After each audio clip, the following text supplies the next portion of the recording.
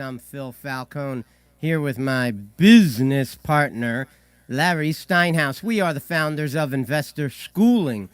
Get ready to learn real estate investing and stock option investing.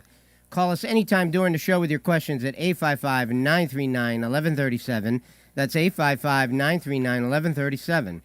That's right, we're a live program, so you can call us anytime during the show, and we will take your calls.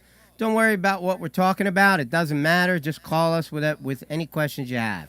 Investor Schooling is located in Langhorne, Pennsylvania, serving the Philadelphia area in a real brick-and-mortar building. So we are local guys, accessible to our students a minimum of 2 nights per week. Learn this business, the business of real estate investing and stock option investing, from people who live it every day. So let me tell you what we're going to be talking about today. First of all, we're giving away a car. Phil's BMW. I'm Phil, and we're giving away my car. I'm still not sure why, but we're doing it, okay? All you got to do is go to winphilscar.com, and you can learn all about the contest, which officially starts on September 15th, okay? We're also going to be talking about the rich don't work for money. So how do they make money? We're going to talk about that. Handling objections from sellers. So when you're talking to somebody about selling you their house, you're going to have to be able to handle some objections. And we're going to discuss that a little bit today about kind of things that we say when we're in somebody's living room. Okay? What will happen to landlords who cannot evict their tenants for potentially maybe another year or so? I want to talk about that. What will happen to owners whose restaurants go under? What's going to happen to those people? What's going to happen to the hungry people like me who like to go to restaurants? Can you wholesale a rental agreement? Can you wholesale a lease option? And then we're going to talk about, we're going to have a visit from the stock option sultan with his picks of the week. We've also had some great questions that have been emailed in this week. How can people live without investing? Why stock options versus stocks? Why an investor versus a realtor? So all these things are things we're going to be talking about. What's happening, Larry? Well, we have a 4-hour show today. There's a lot of stuff on here. Well, look, the beautiful thing about a long script is if you don't get to 20% of your script, you've already got 20% ready for next week. Oh, you're trying to make life easy for you for next week. I understand. Well, when ideas are flowing, I just put them on paper. So I actually think you did this because of something that we had a conversation with our wives about the other night at dinner. Oh, you mean when you were telling my wife all the bad things I've been doing? Well, besides that, I was talking about how your wife said, somebody said to her, those guys joke around too much. They should just talk about real estate and stock options and not joke around so much. Well, she's entitled to her opinion. Matter of fact, if anybody out there, do us a favor. If anybody is a fan out there, give us a call, 855-939-1137, 855-939-1137, and let us know if you think that we should be less funny and more factual. Because if we should be less funny and more factual, we need to know that from you, not from Phil's wife. Yeah. Yeah. So, win Phil's car, or is it winphilscar.com? It's spelled the same way. Yeah, I guess it is. I don't really have a scar I can give them, but I can give them a car. All right, so what are we going to do today? Are we going to talk about anything, Simon? Yeah, well, usually we have a little small talk first. I know. I'm struggling with this because your wife said that we have too much fun and we don't talk about stuff anymore. So I'm thinking that maybe we should talk about just plain old real estate. Well, I'll tell you my opinion on wives. What's your opinion on wives? I think that the more you drive them crazy, the more they'll love you. Is that so? Yeah. I mean, they pretend like when you drive them crazy that you're being annoying and that they're mad at you, but that's not really the case. When you drive a woman crazy, she loves you even more. We're talking about, it's not a sexual thing you're talking about, right? No, we're just talking about... That one I might understand. Because you provide spice to their life. Okay. Okay? You give them some legitimate things to complain about, which you're never going to fix. So I had to fix the refrigerator the other day. You did? Well, Yeah. that's different. That's something a man's expected to do. Oh, is that how it works? Yeah. Okay. All right. Anyway, so yeah, are we going to talk about your car again? We can. All right.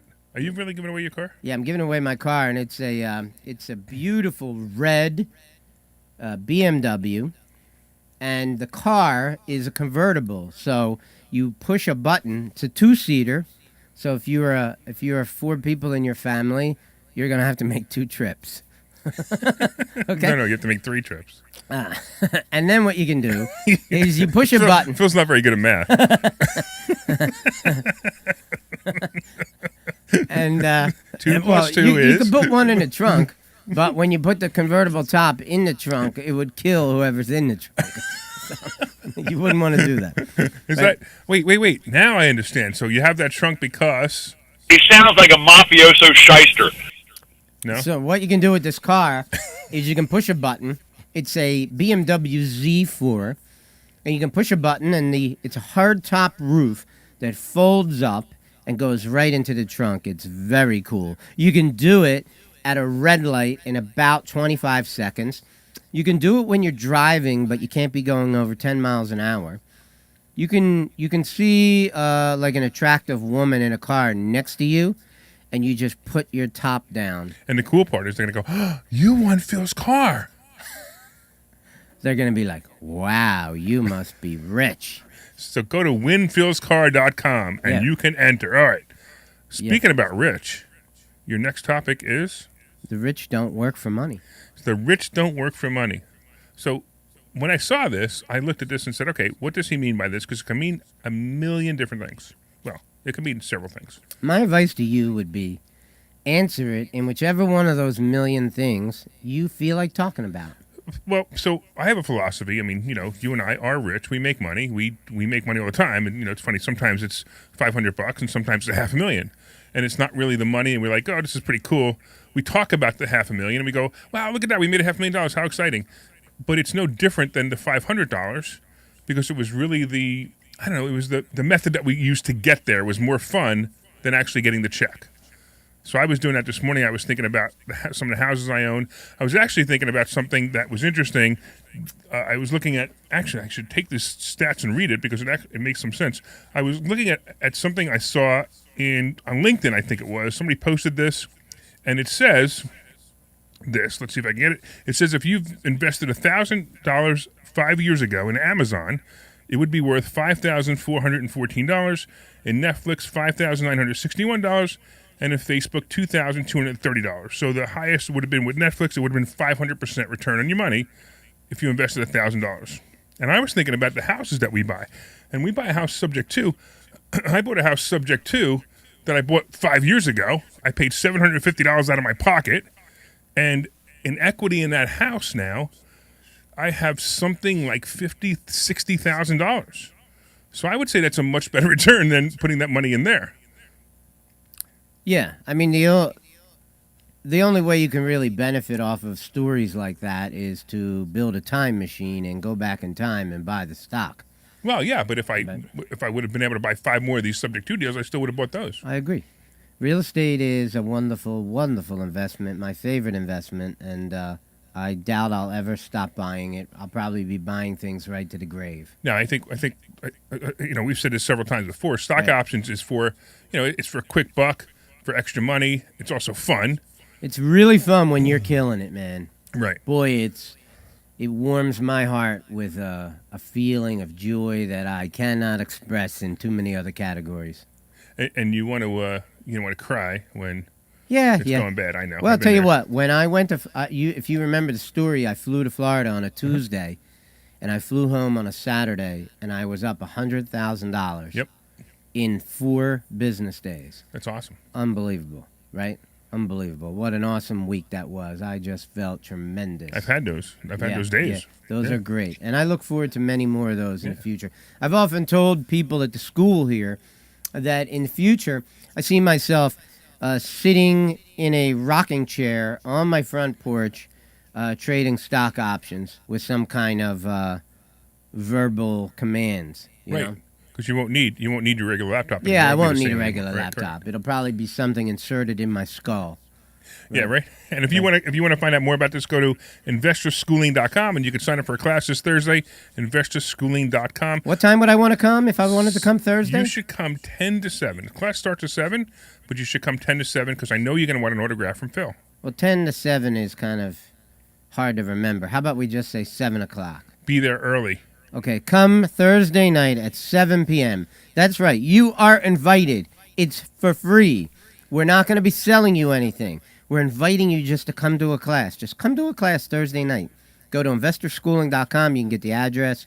We're in Langhorne. It's easy to get to.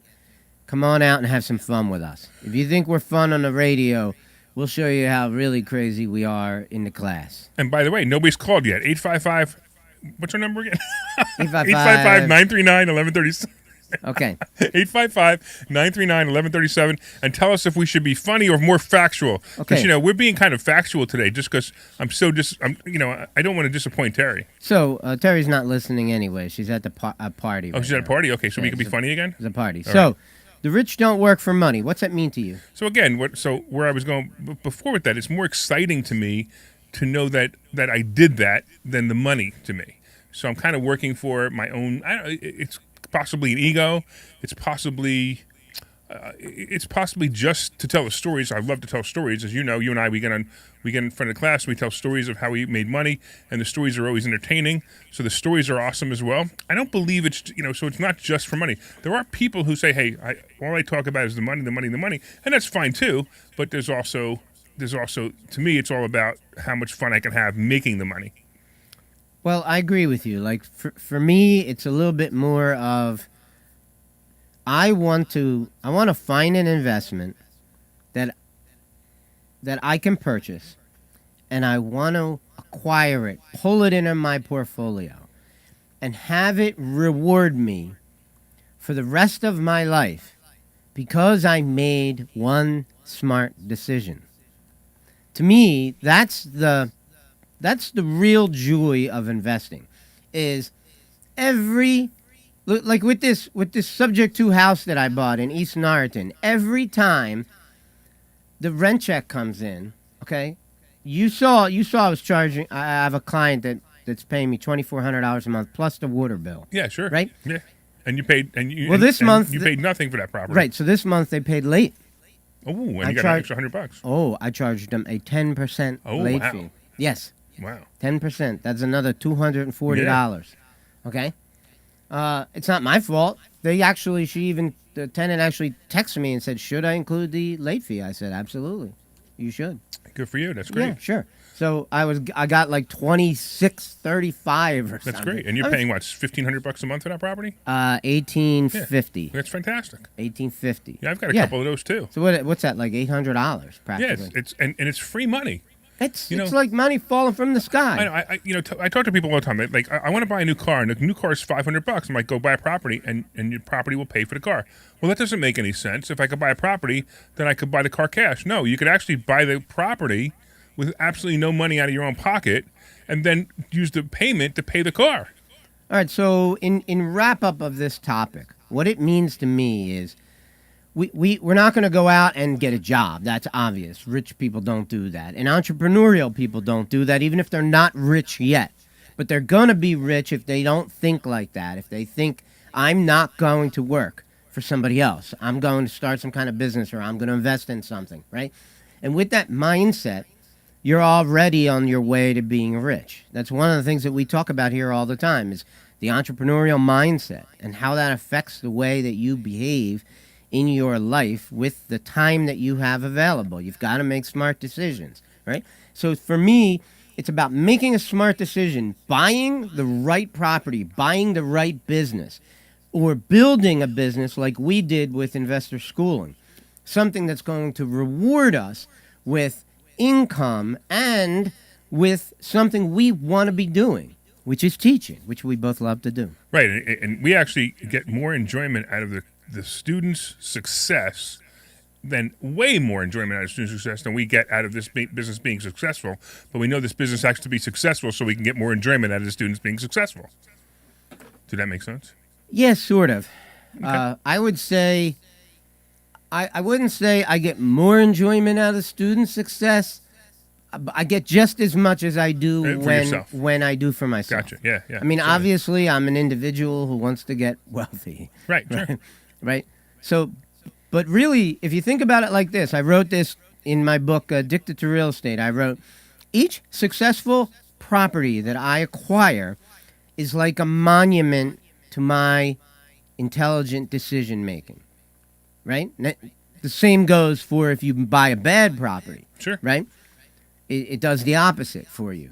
But that's my goal, is to make smart decisions and minimize your mistakes as best you can so I can move forward and be a guy who sits around and collects rent checks in the future. Listen, we sit here on the radio every week and we talk about this.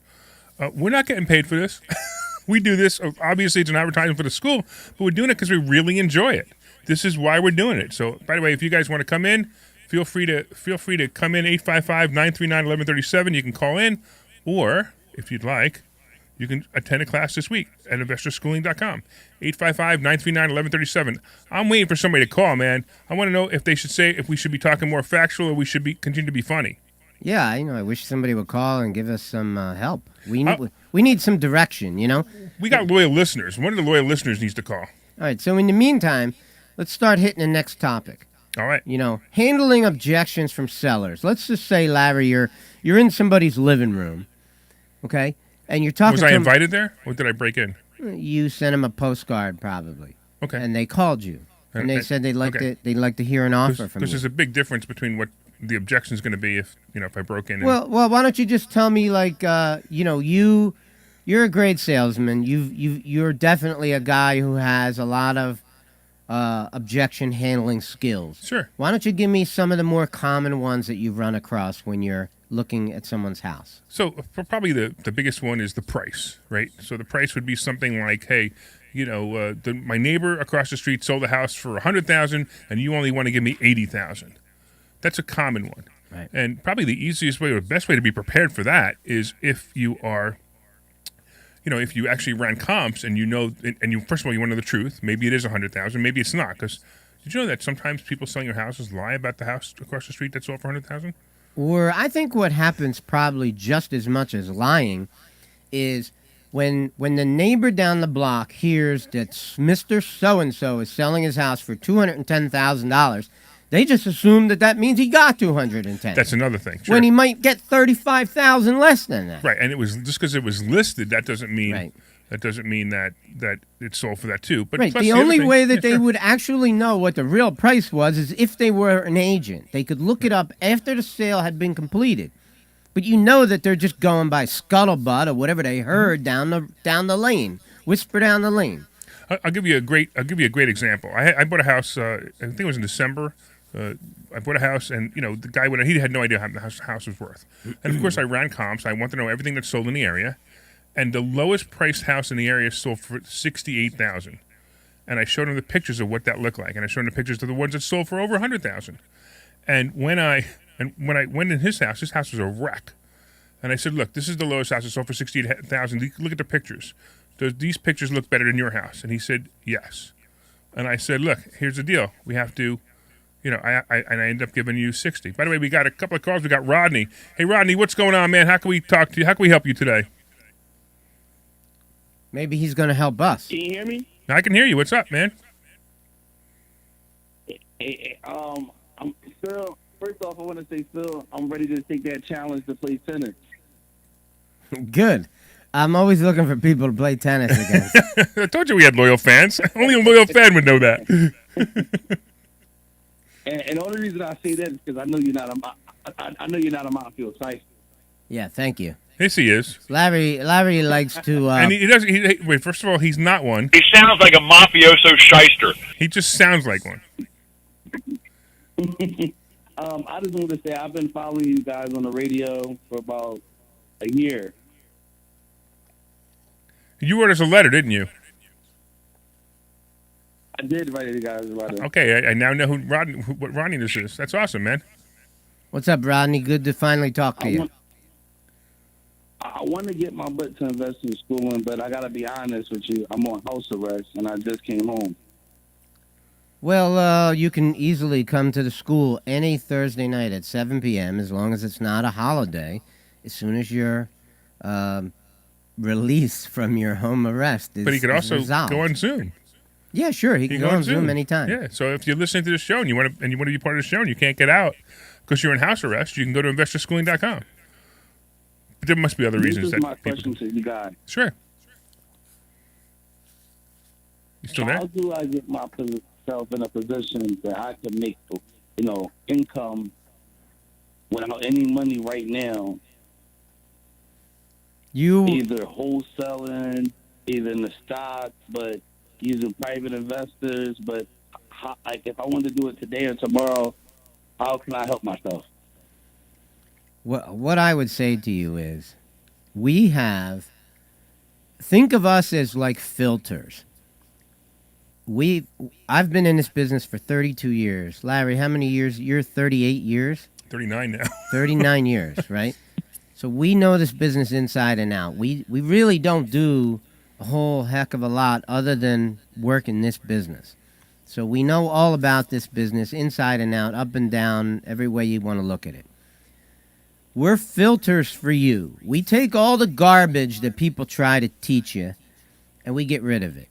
All right. And we cut it right down to the important things about what you need to do. In our coaching style, we will tell you exactly. You come in here and say, I met this guy who wants to sell me his house.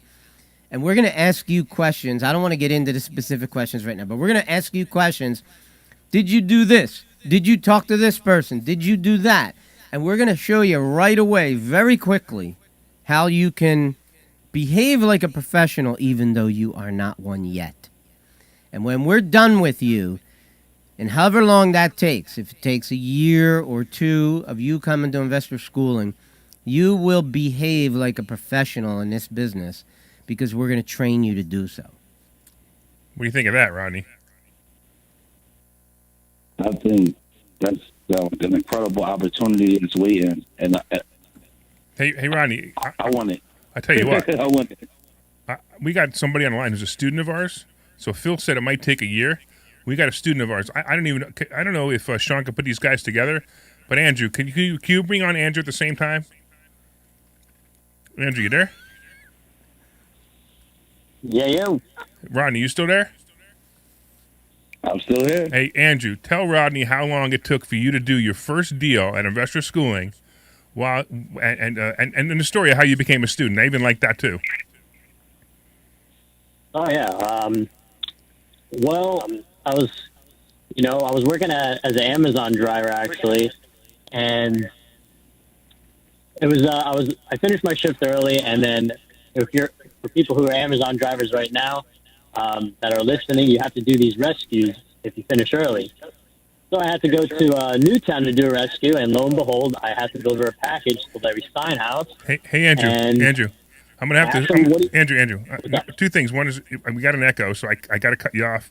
But let me help you tell the story and just say yeah every time is appropriate. So he's delivering packages here from Amazon, and one day he goes, "What do you guys do?" Because he sees the sign on the door. And we say, hey, we teach people how to invest in real estate. So he comes in. I tell him to take a class. He comes up that Thursday night. And what did it take? How long did it take you to actually buy your property? 5 months. 5 months? So in 5 months he made, and how much did you make on that one as a wholesale deal? $23K. And then you got 2 more in the contract, right? Yep. All right. Cool, man. All right. We're going to disconnect from both of you and go on with the show, but we totally. Oh wait, real quick, Andrew. Should we continue to be funny, or should we get only factual? You can just mix it in. Just let Phil talk more. All right. What do you think, Yeah. Rodney? Should we be funny or should we just factual? Okay, hey, be quiet. Hey, Okay, just let me talk. Let's let Phil talk more, man. Let's let Phil talk, man, because you got to let him be. All right, guys. Thanks. We'll see you in class, Andrew. We'll see you when you're ready, Rodney. All right, so Larry, what do you think is going to happen to these landlords who cannot evict people? And when I say cannot evict, what I mean by that is I don't care if they tell me the moratorium is up tomorrow morning. You still are not going to be able to evict somebody because for a year and a half there are no evictions. So there must be a backlog of roughly 3 years of evictions that have to take place before you can evict somebody. So even if the moratorium is over tomorrow morning, you still can't evict somebody for roughly 3 years. Yeah. And do you think Philadelphia is going to hire twice as many lawyers and open twice as many courtrooms to handle this problem? No way. They obviously don't even want to solve this problem. They're perfectly fine with the tenants getting no rental payments. By the time this thing's done, these landlords are going to be behind 3 years of rental income. Yeah, it's kind of rough. But here's a couple of things that you should know. First of all, there's a big chunk of money. I think it was $53 million or $1 billion, whatever it was, that was supposed to be used for rental assistance. In where? Philadelphia? All across the country. Oh, $53 million I across. think it was 53 billion actually. I got to look it up. Okay. But whatever it was, and they only used about 4% of it. So only 4%. And the biggest problem that people are having is that they don't know how to do it. So you really need to look up rental assistance. I didn't know we were going to talk about it. I would have given you the website. But That's why they got to pay bankers 5% to delve out the money, because nobody knows how to do it in no, government. that's the PPP loans, and I agree with you. But what we're talking about now is the fact that there is rental assistance out there. This is the first time I've ever seen in my life that the person who has to apply for the rental assistance is the landlord, which is bizarre in so many different ways. Yeah, he shouldn't have to. No, absolutely not. So if you are a landlord and you're struggling with this, look it up. And I'm going to try to find the website when we're on break and try to get to it. But you need to really see this. You need to try to do this. Talk to your tenant. I realize the tenant's probably not even returning your call anymore. Do what you can to talk to the tenant and try to get the rental assistance done. You're going to have to, as a landlord, you have to do some work. And as a tenant, you have to do some work to get it. That's number one. The other thing is if you're a landlord and you have a mortgage with a bank, you also had the moratorium. I hope you took it because you needed it because, again, the tenants weren't paying, you weren't paying. If you can afford to stick in there, just stick in there because eventually it's going to get better. And maybe the best thing for you to do is to turn to the tenant and say, look, we're good. Just start paying me rent as of September and we're good. I realize that's like not what you really want to hear from me, but sometimes you just have to make these decisions. That would be a smart decision if the tenant would actually pay you, which Right. I doubt they would. Right, but they might. You say, It's listen, possible. you haven't paid your rent in 6 months or a year even, and you know what? I can't evict you. But if eventually I'm going to evict you, and no one's going to take you as a tenant. But do you remember I took you, we were coming home from the radio show like a year and a half ago. Right. And I took you to this Yeah. guy's house, right? Part of my deal, I wrote it in the contract that I will not buy your property until you evict the tenant, right? And at this point, he's still 3 years away from being able to evict Yeah, that if you wanted to tenant. buy that property, I'd knock on the guy's door, the tenant, hand him $5,000 and say, listen, go away, because that property's also gone up probably 25, 30,000 since you may made have. your original offer. It may have. And he might not even give you that offer anymore. I remember that offer. That was actually a good deal, and it only got better. Yeah. All right, so why don't we do this? Why don't we take a break? I'm going to see if I can find that website, and we'll talk to you guys on the other side. All right, let's do it. Hi, I'm Phil Falcone from InvestorSchooling.com. I'm inviting you to a complimentary class in Langhorne this Thursday night at 7 p.m. I will teach you how to buy ugly houses and make them beautiful. As a bonus, we will also teach you stock option investing. So get your butt to this meeting, 7 p.m. this Thursday night, Langhorne, 215-876-3002, InvestorSchooling.com.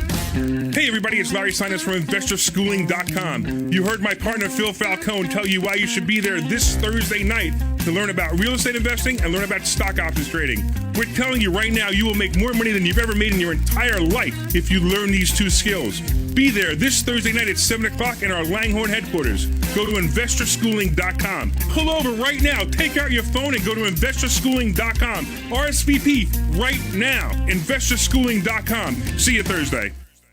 Hi, I'm Phil Falcone from Executech Suites. We're an executive suite center in Huntington Valley on Buck Road, 67 Buck Road, Huntington Valley. I'm sure you've driven past it. We're right in between Street Road and County Line Road. We have 47 offices in the prestigious address of Huntington Valley. I have offices starting at $595 a month. You're probably wondering, Phil, what do I get for $595 a month? Let me tell you, you get an office big enough for one person. You get the furniture in that office. You get the telephone on the desk. You get the telephone numbers. You get the fax numbers. You get 2 full-time receptionists to answer the phone in the name of your company and patch the calls to you. So if your company's ABC Painting Company, hey, ABC Painting Company, how can I help you? Would you like to talk to Bob? Let me get him on the phone. You could be home sleeping on your couch and I'll patch the calls right to you. What else do we give you? We give you the conference rooms. We give you the kitchen. We give you the mailboxes, the printer, the copier, the scanner, UPS service, you name it.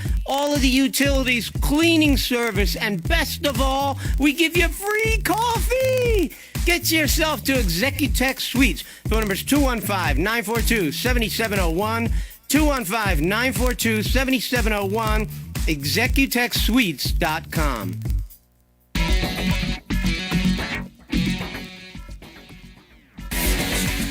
Welcome back.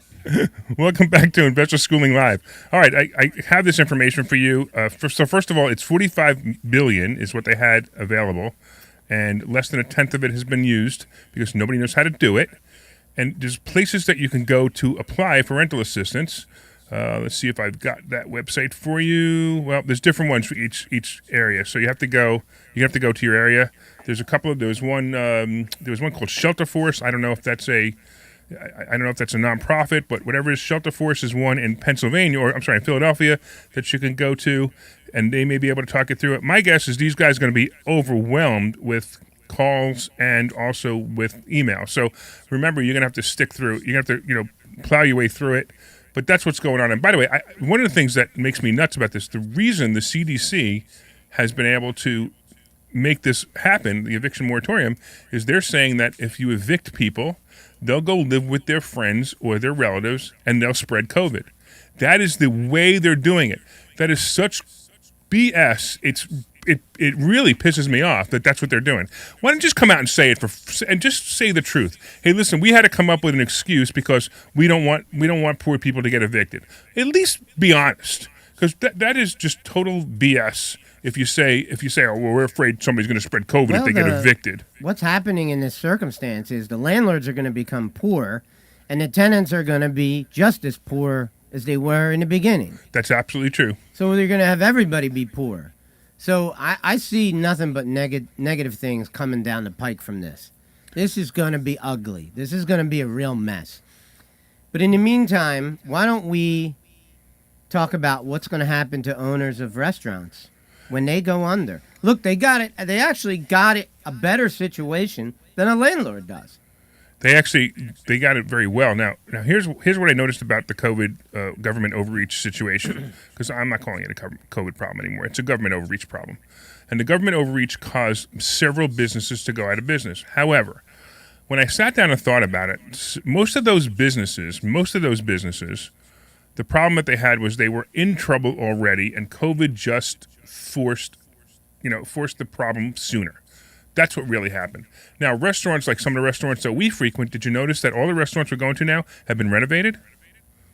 So they were closed for 3 or 4 months. Such as who? Like Mike's. That was done during COVID. Right. It was done it was done during COVID. So here's what happened. They probably got to SBA loans. That's exactly right. They got SBA loans. They were closed for 3 or 4 months. They were able to renovate, which is awesome.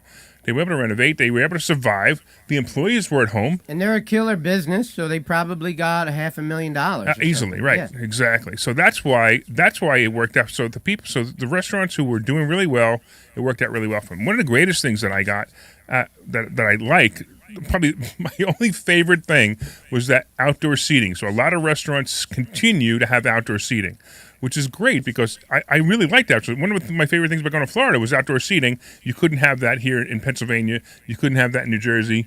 Now all of a sudden you can, and we can have outdoor seating. I realize it's going to get cold and that's going to be closed, but outdoor seating is nice. It's nice to sit there in a nice Friday night with a cool summer breeze and enjoying yourself.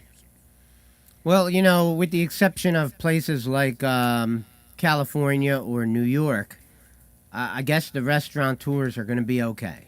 Yeah, they're going to make it out of this for the most part. All right, unless people who are in New York should probably pull up their roots and move to Florida or something. Well, people in New York should never go to New York again. Yeah, I know. I really like New York. I enjoy New York. I just can't go there anymore. I have a friend who lives in New York, and he told me that there's been a lot of gang violence in his Oh, I'm building. sure. And he's looking for a new home right now. Right. Well, we have one of the guys who works for us who lives in New York, and he's like, I got to get out of here. I can't stand it. And he's thinking about moving to the Philadelphia area because of not Philadelphia, but Philadelphia area. Because there's a big difference between You Philadelphia said and one of the Philadelphia. guys that works for us. Joe, one of our technicians. Joe Eulander? No, not that guy. The other Joe. Yeah, you guys want to connect to Joe Eulander on Facebook? Say hi to Joe. Yeah, he's he a works nice for us, guy. but he's quiet. Nobody's ever seen him. He's a nice guy, I think. And by the way, go to investorschooling.com and you can meet Phil and I. And if you want, we'll introduce you to Joe Eulander that day too. So go to investorschooling.com and you can see us Thursday night. And of course, call in 855-939-1137, 855-939-1137. And if you're a landlord in Philadelphia and you have a question on what to do, give us a call. We'll see what we can do to help you. All right, so let's talk about, can you wholesale a rental agreement? So That's an awesome question. Yeah, so what I'm thinking here is, I drive past an apartment building. This is a hypothetical scenario, okay? This didn't really happen. I drive past an apartment building and I see a for rent sign. Are you listening, Pedro?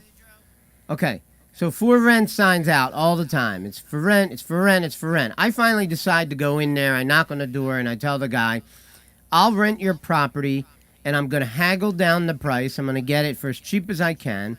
And I'm going to get a lease from the guy. I'm going to get him to sign a lease, and preferably my lease if I can. But I probably would sign his lease as well.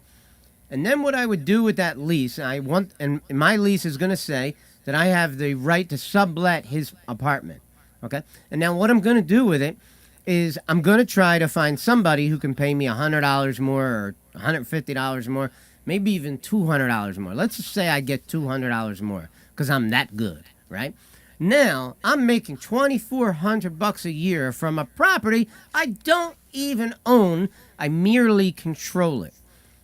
So that's awesome. That's actually subletting, which is a great way to do it. Master leases, whatever you want to call it. But I don't know if I necessarily call that wholesaling. Well, I was merely suggesting that I could do a couple things with it. So, for example, suppose I got a yearly agreement to sublet it, right? I could say to somebody, give me, if I was getting $200 a month, I could say, give me X amount of dollars, and I will allow you to collect the balance of the rent after the first year. So I get the first year's money, and if he can keep the tenant after 12 months, this thing could continue for years. Right. So the way you described it, the first time is you're on the hook for the rent if the guy doesn't pay the rent. Yeah, correct. Right. The second way, you're basically taking a fee to find a tenant, and you have to be careful with that you're not practicing real estate without a license. Well, I do have a license. Well, then you're no longer. Then now you're a rental agent, so it's a little bit different. So it's a bunch of fine lines, but it's not hard to cross. I mean, it's not hard to stay within the fine lines, but you just have to know the rules in each rule. I mean, there are a lot of people who do wholesaling wrong. They're practicing real estate without a license when they're doing wholesaling wrong. There's a lot of people who do lease options or leases wrong because once again they're doing the same thing. They're practicing real estate without a license. I can go into a bunch of the reasons, but we don't have it all the time. But I will bring it up one night on a Thursday night and let people learn that. There are certain ways to do it. It's a good idea for a class. It probably is a good idea for a class, right? yeah. Because you have that whole level of broker knowledge, and you could maybe talk to people about things that they can get tripped up on. Right. So I happen to be a real estate broker. For you guys who don't know, Phil and I own a brokerage called the Investor Brokerage. We deal with just investors. For the most part, we deal with just investors, and it's a totally different concept. Where you guys, we probably wouldn't even if you called us up and said, "Hey, help me find a $500,000 mansion," unless you knew which one you were going to buy, we probably wouldn't help you with it. We would do the paperwork. But if you're going to do investment properties, we'll definitely help you with that. That's where what we know. That's how we shine. And it's all about numbers for us. It's not about this thing has this one has green carpet, so I don't want to buy it because it has green carpet. We've been the green carpet realtor years ago. We just don't do that anymore. The green carpet realtor. Yeah, I call it the green carpet realtor, where the buyer objects because they don't like the color of the carpet, and you have to explain to them that the carpet can be changed. And that's the kind of stuff that I just can't deal with. Well, it's an interesting idea, this. I'm saying, can you wholesale a rental agreement? But I'm thinking to myself, I don't know anyone who's ever actually done that on a repetitious basis. And it's very interesting because if you just did that, now, right now, it's probably pretty hard to do because buildings are selling like hotcakes, buildings are renting like hotcakes, so finding a rental agreement isn't easy. But keep in mind that if the market changes and we start to go into a major slump like we kind of think is going to happen in the future, buying opportunities and renting opportunities and leasing opportunities will be available for anybody who has the brains and the wherewithal to make it happen. So here's what some people do, and I know well, we talk about lease options. This is what they do. They actually get a lease. So let's say Pedro, he has a property, and then you go see him, and you say, and he has it for rent because he can't. First of all, he wants to sell it. Let's even say he wants to sell it. It's worth $200,000. He wants to sell it, and he realizes there's no buyers out there because the market is tanking. And you go, hey, listen, I'll tell you what. I'll give you $1,000 a month for that property, and I'll sign a lease right now. But I want the right to sublet this. And I also want the right to, and I'm also going to take a lease option. And I'm not going to pay you for that lease option for 3 months, the NROC, non-refundable option consideration. And I'm not going to give you rent for 3 months. And after that 3 months, I'm going to give you your $1,000 a month, and I'm going to give you a $10,000 fee, let's say, for your lease, for the lease option, the NROC. Well, you could probably even make a much better deal than that, especially if the landlord is not knowledgeable on non-refundable option No, consideration. well, hold on. Let me explain what we're doing here. What's that? You're leaving money on the table again. Pedro's telling me I'm leaving money on the table. Now I know why we mute his microphone. Let me finish this because I want to understand what you can do. So again, we have the guy wants to. You made an offer, lease option for $100,000, $10,000 lease option, $1,000 a month. Now Phil comes to me and says, "Hey, listen, I've got a property that I'll lease option to you for $10,000 NROC for the non-refundable option consideration, right? Or let's say it's $15,000 because you're going to give the other guy $10,000. You take the $15,000, you take $5,000, you hand the guy $10,000, and you make the lease with the other guy, and you walk away from it. And you made your $5,000. That's how you wholesale lease option, Yeah, well, that makes sense because that's something you could do in one conversation, right? especially if you find a landlord who's having a trouble finding a qualified person. I can come in, use my qualifications to rent a place, and then re-sublet it to somebody else Correct, exactly. for a nice spread. Yeah, and that's the way to do it as long as there's a lease option in. I actually bought a property from someone who did that. It's very complicated to explain to someone who did that, and basically, it wasn't quite honest with the tenant and wasn't quite honest with the owner. I came in and rescued both the tenant and the owner and solved both of their problems. So let me ask you something. The deal that we just talked about, the one that we just described, it's really like a sandwich option. Yeah, isn't sort it? of. You get into all these fancy names. I know. But in reality is, I'm charging a fee Right.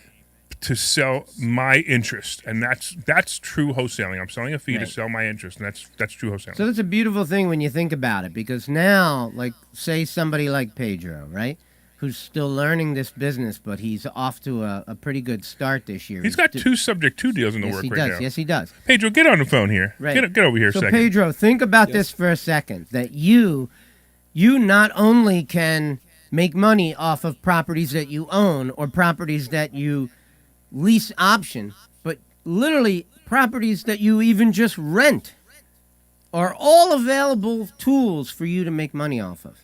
Isn't that interesting? Yep.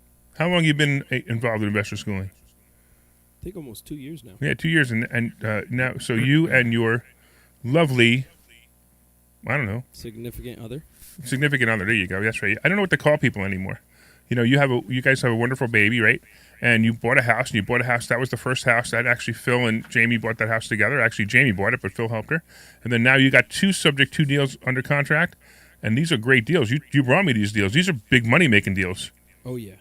So this is great. So Pedro's a student just like he is. He works here. He helps us, but he's also a student too, just like everybody else.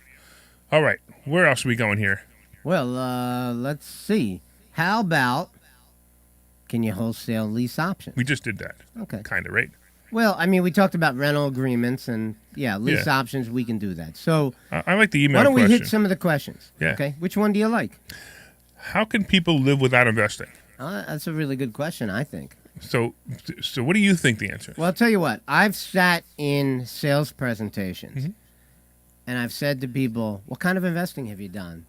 And they say, we've never invested ever. They never put any money in a stock market. They never bought a piece of investment real estate. They never invested ever, right? Those people, boy, we can blow their minds. Oh, absolutely. 6 Because there's months. knowledge that they don't know, right? Sure. Right. In 6 months, boy, we could do a number on them that would really be amazing. But it's not just investing. The problem is their money mindset. Well- They've been told to take their money, put it in a bank, and because it's safe. And and even if you're getting a 0.5% interest, which by the way would be a lot in a Oh, bank, they've been told a lot of things wrong besides Correct. that. which as Like- you know, I like- got my book coming out, Like, right? go to college and get a good Right. job. Right. So I got a new book coming out called Money Hacks. Why because everything you think you know about money is wrong, and that's basically this book basically follows what we just said. It follows the fact that everything you've been taught about money is wrong, and we're going to teach you things about money you didn't even know existed. And my favorite one is, hey, Pedro, what color is money? Blue. Yes, it's not green, it's blue.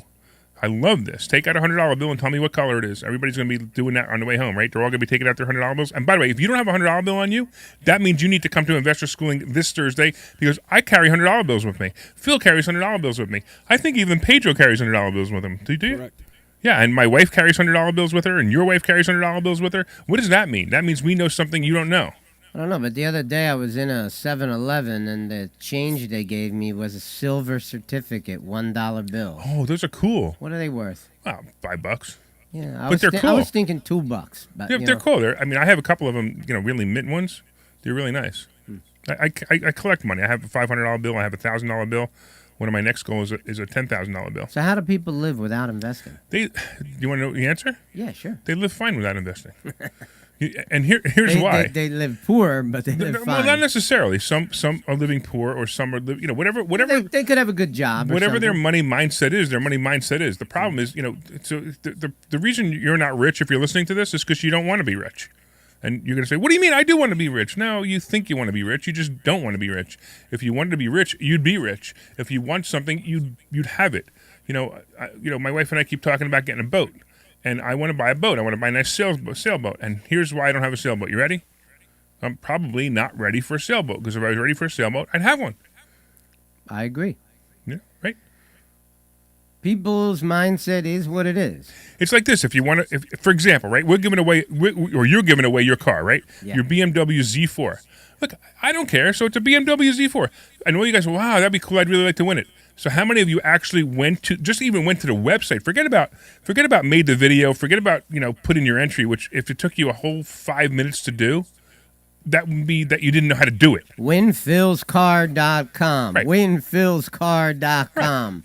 So everybody say, "Oh yeah, that'd be great. I'd like to have Phil's car." Oh, they drove past Phil's car, and a year ago. Wow, that's a really nice Z4, and it says "I buy houses" on it. By the way, you could take the wrap off, or you could sell the car. If you sold the car, you could sell it for between 15 and 20 grand. You could win the car and take it right to a dealership and sell the We're car. not going to be insulted, No, you win the car, you win the car. That's all. right? So I just find it hysterical that people aren't going to it's the same exact thing. It's so simple to enter in this contest, and it's not hard to win. It's just, but if you don't enter, you obviously can't win. And it's the same problem with a money mindset. All right, what do we got? Let's see if anybody wants to make a call real quick before we go over to Stock Option Sultan. 855-939-1137, 855-939-1137. Oh, by the way, Damien's talking about Joe Eulander and how he helped him on a bunch of deals and even gave him some dating advice. Really? Damien, you got to tell me about Joe Eulander's dating advice. I know you got to do it off the air, but I'm pretty impressed that Joe Eulander has dating advice since he can't hold a girlfriend for more than 2 weeks.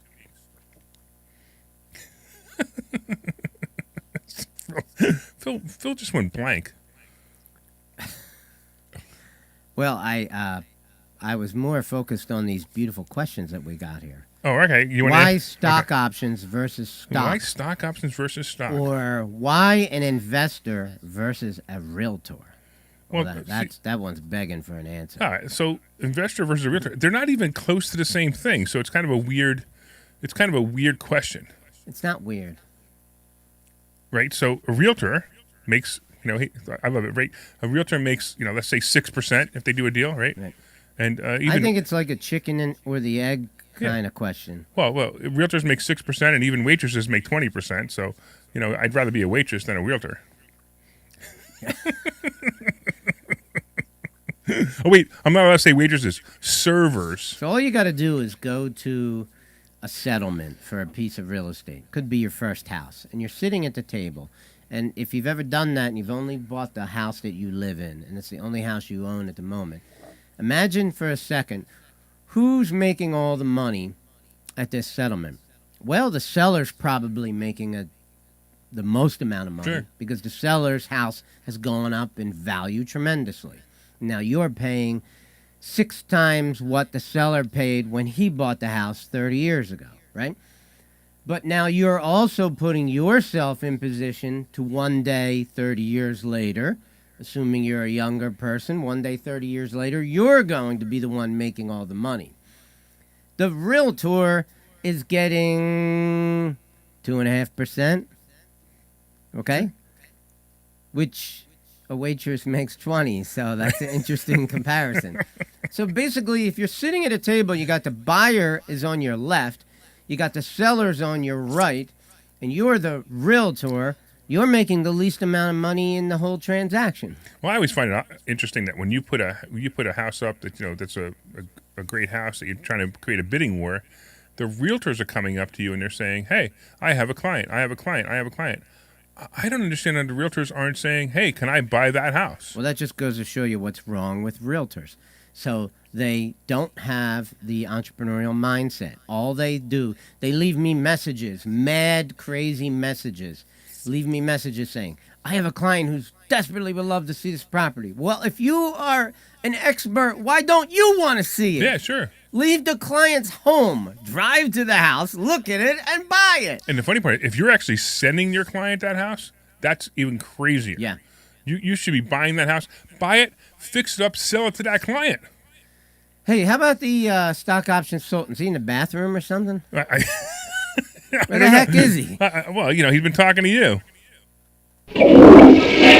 Ah, there he is. He sounds like a mafioso shyster. I didn't even do that on purpose. I actually hit the wrong button. Stock option sorting.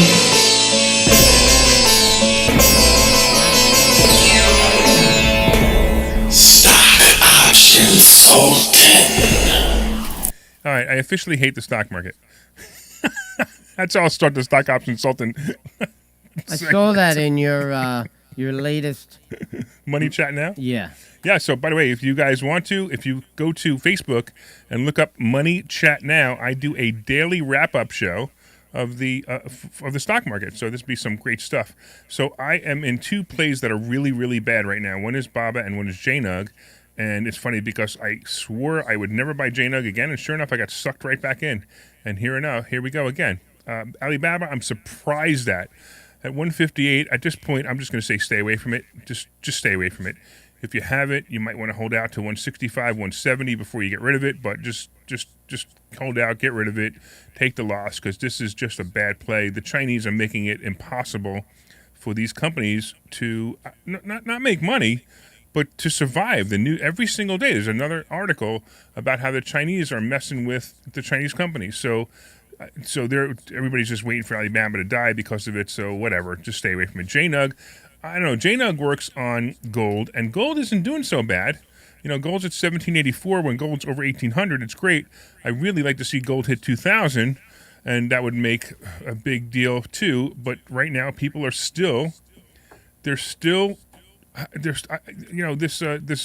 D variant, because I call it the Democrat variant. The D variant is a problem, and it's really confusing people. Now, the other thing is AAL, CCL, RCL. I've said these before. I still believe they're great plays. You got to play them into February now. Don't play them to the end of this year. Play them into February. Even though AAL is down probably 1.5 points since I recommended it a couple of weeks ago, I wouldn't even be concerned with it. I'd like to see RCL below 72. That would make me very happy. If CCL goes below 20, I'm adding more, because that's how good. First of all, CCL out of the 3 of them is probably the greatest play if it's below 20, because CCL will definitely go to 40, and it might even be a good stock play. Would just buy the stock. If you're afraid of the stock option, just buy the stock. Even if you bought the stock at 21, which it is almost 22 today or Friday, you can't lose. It's just a matter of time. Will it hit 18? Yeah, maybe. But at the same time, it'll definitely hit 40 again. It'll hit 50 again. It's just a matter of time where the world wakes up to this nonsense, and everyone starts to fight back, and we start to realize, hey, we can go on cruises, and guess what? We won't die on the boat. It's amazing. Well, I think the worm is beginning to turn. Yeah, but it's still slow. This is the reaction we're getting to the COVID now is the reaction I expected 2 months in. So if it took this long to get this reaction, it might take another year before the people actually realize that this is complete BS, and they should stop this already. And again, for all of you who go, oh my God, Larry Steinhaus, he doesn't believe in COVID. I believe there's a disease out there. I believe it's not good. But at the same time, I also believe in living your life. How many people last year died and lost a year of their life before they died? And I don't mean died of COVID, died of anything. It's just terrible. So listen, if you're listening to this show and, the stock option Sultan is here, he just came out of the bathroom, actually, right? And you're listening to all this stuff. You might have a hard time following it, so you should definitely come to a class Thursday night at 7 p.m. at investorschooling.com. You can save yourself a seat there, and you'll understand a lot more about what we do if you attended a few classes here. Yeah, in fact, I go through stock picks of yours and also all the students every Thursday night, the last 15 minutes of the night. It's fantastic. We go through stock picks and we analyze them. And then Monday we have our mastermind where for the first half an hour we talk only about stocks. So it's great. Yeah. So you can literally come here for the first time and say, what do you think of this? What do you think of that? After all, he is a sultan. Do you know another sultan? A stock option sultan? I don't think you do. I don't think I do either. Okay. So I got about a minute. You want me to run with it from here? Why don't you run with it? All right, so I want to thank our producers, Sean and Pedro, for helping us out today. If you're interested in becoming Pedro. Yeah. Well, I mean, Pedro sounds better. Okay. It's like a realtor. All right. I won't rename him though. His parents named him Pedro. I'll call him Pedro. Okay. If you're interested in becoming a sponsor on our show, if you have a business that caters to real estate investors, definitely want to email us about your business. info@investorschooling.com, info@investorschooling.com. Don't forget to visit investorschooling.com. Sign up for your free class this Thursday night at 7 p.m. We're going to be talking about real estate investing, stock option investing, and basically just making more money. If you like money, hey, we can help, okay? So our number is 855-939-1137. You call that number even when the show is done. We are out of here. This program is a paid commercial announcement and in no way represents